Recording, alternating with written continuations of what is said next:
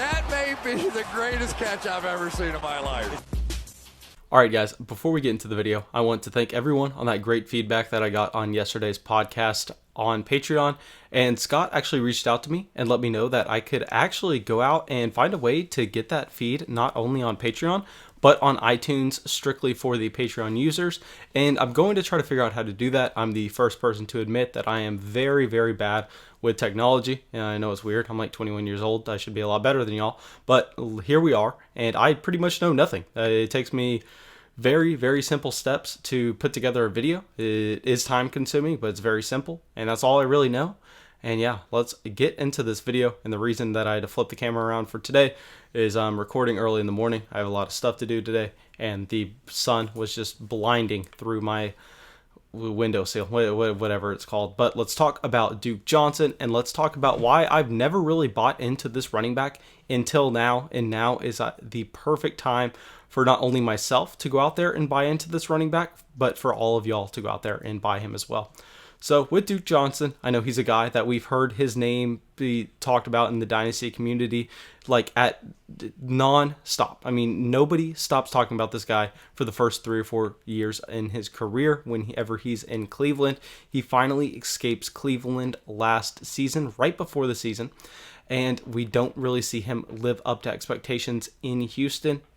Carlos Hyde is able to hold on to that job longer than any of us really expect, at least longer than I expected. I thought Duke Johnson was actually going to go in there and command significant work in that Houston Texans offense, yet we saw Carlos Hyde, a sub-level running back, go out there, and he was actually the guy who got the majority of the work. And I know y'all are saying, Mason, I mean, if Duke Johnson wasn't able to beat out Carlos Hyde last season, what gives him an advantage of beating out David Johnson this season? And two things. One, I don't necessarily think he has any better of a chance to beat out David Johnson for the starting running back job than he had with Carlos Hyde.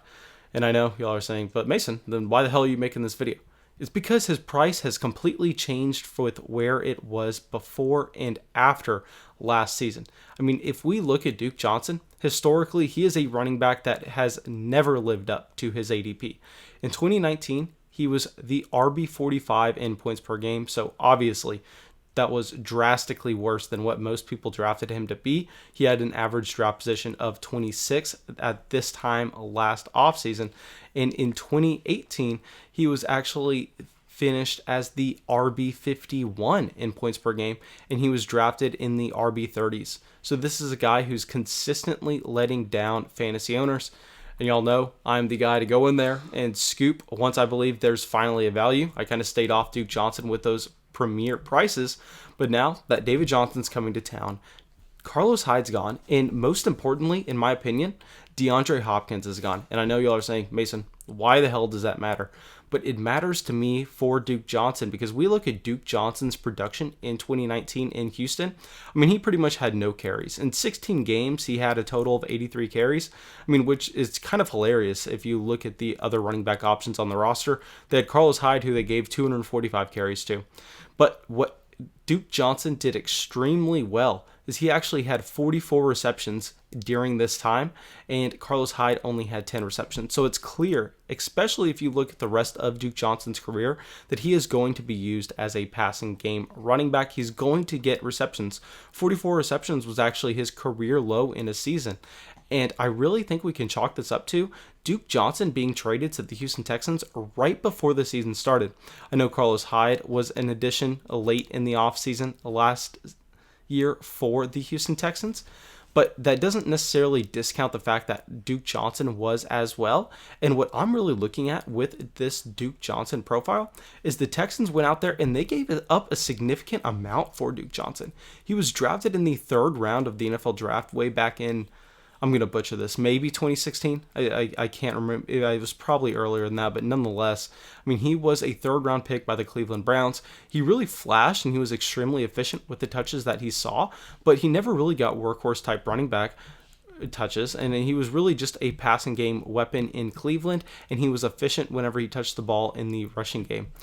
Now, we see the Houston Texans go out there and they give up that same draft capital to get Duke Johnson. While Duke Johnson is no longer going to be on his rookie contract, I know this does not sound like a very big deal, but I promise you guys, the NFL does not do this. You go out there, and if you're a running back off your rookie contract, you're going to get cut, or you were going to get traded for a day 3 pick. I mean, I can't believe that the Houston Texans and Bill O'Brien gave up a 3rd round pick for Duke Johnson to give him this type of usage last offseason, but I don't think that should really translate over to this offseason, because if we look at what is leaving this Houston Texans offense, we are seeing 245 carries by Carlos Hyde leave in 2020.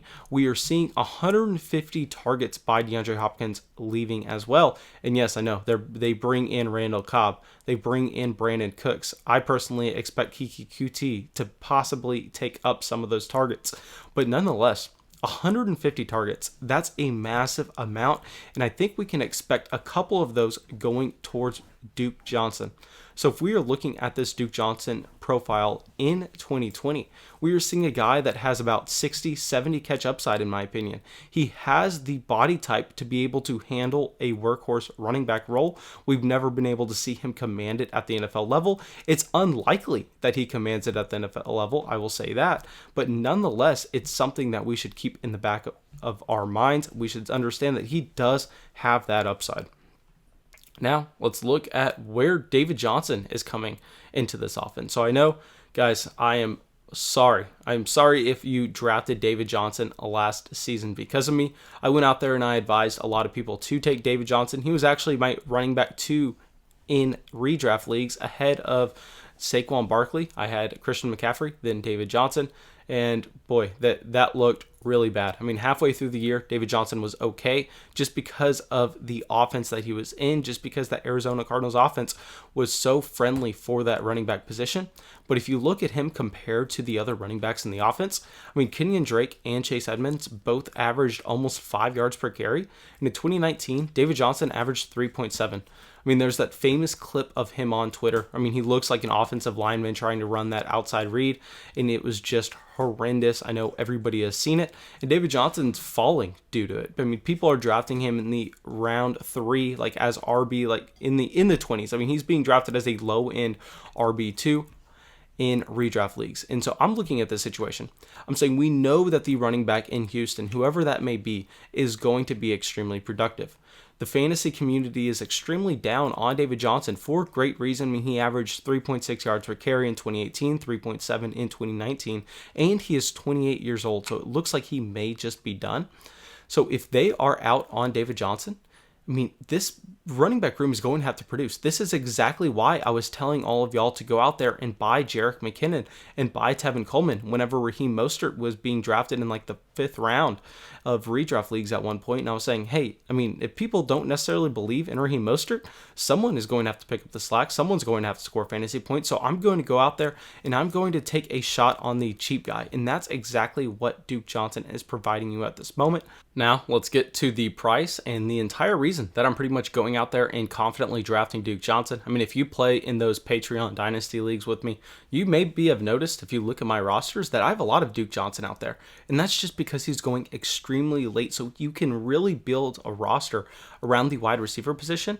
Get Duke Johnson, as literally I drafted him as the RB60 in this last Dynasty startup draft. So I'm looking at him as a low-end RB5, a high-end RB6. I mean, that's something that you really just can't pass up, especially whenever last season, I mean, he finished as the RB45 in terms of points per game. So I understand, I mean, that's not a drastic difference, but I'm out here saying that RB45 season is most likely Duke Johnson's floor, because we see him have a career low in receptions. He was added to the offense right before we saw the season kick off, and now we're evaporating 245 carries and 150 targets from this offense. So I'm looking at it, I'm saying that Duke Johnson, RB45, that is his floor, and we understand that he has the size. If anything happens to David Johnson, Duke Johnson is going to skyrocket in value, especially considering, I know there are a lot of backup running backs that we look and say, hey, I mean, if the starting running back gets hurt, I mean, it's kind of going to suck because maybe they go out there and they pick up Devonta Freeman. But I'm letting you know right now, they can't do that. They've spent too much on David Johnson. They've spent too much on Duke Johnson to really go out there and spend any more at the running back position, Bill Bryan is just going to look like a bigger fool than he already is. So he can't do that. He's going to be locked into Duke Johnson. He's going to have to prove that it was worth going out there and spending a 3rd round pick on this veteran running back. And I think that's exactly what he's going to do. So by drafting Duke Johnson at around the RB60, you are drafting a guy that has the floor of being an RB4, and he has the ceiling, in my opinion, of being a running back 2.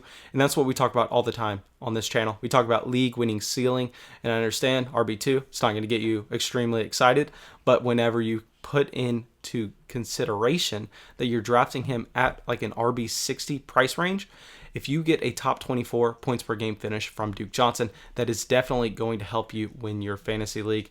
And now, if you aren't in any startups anytime soon, I'm going to give the same advice that I gave to going out there and buying Jerick McKinnon. The last thing you want to do is go out there and message the Duke Johnson owner straight up. Hey man, what do you want for Duke Johnson? I'll give you a 4th. I mean, I can tell you right now, as soon as you say that, the Duke Johnson owner is going to be like, oh, yeah, I kind of like Duke Johnson. I forgot about that guy. What you do instead is you go out there and say you have 2 guys on your team, like, I forgot the example I gave last time. Maybe you have like Kerryon Johnson, he has a Darrell Henderson. Guys that are very similar in value, maybe one has a tiny bit more, and you go offer that swap and you tell him to throw in Duke Johnson and get the deal done. And that's a way that he's not even going to be really thinking about Duke Johnson. He's just going to be thinking about the 2 major pieces in the deal. And that's a sneaky way that you can get a trade done for these back of the roster guys. Maybe he's even on your waiver wire if you play in an extremely shallow league. None of the leagues that I play in, he would be. But maybe if you just play in one of those 22-man dynasty leagues, 22-man roster dynasty leagues, you can go out there, scoop him up for completely free. And if you're going to DM me and ask me how much fab you should spend on him, I hate answering fab questions. So much goes into it, and this is just a complete sidebar. If you're going to ask me a fab question on Patreon, make sure you include how many roster spots, make sure you include who you would be dropping, and make sure you include the other best options on the waiver wire. But that's all I got for y'all. Really hope y'all enjoyed the video. Really hope y'all go out there and buy Duke Johnson. I think he's a fantastic guy right now because he's priced at his floor, and it's all upside with where you can get him.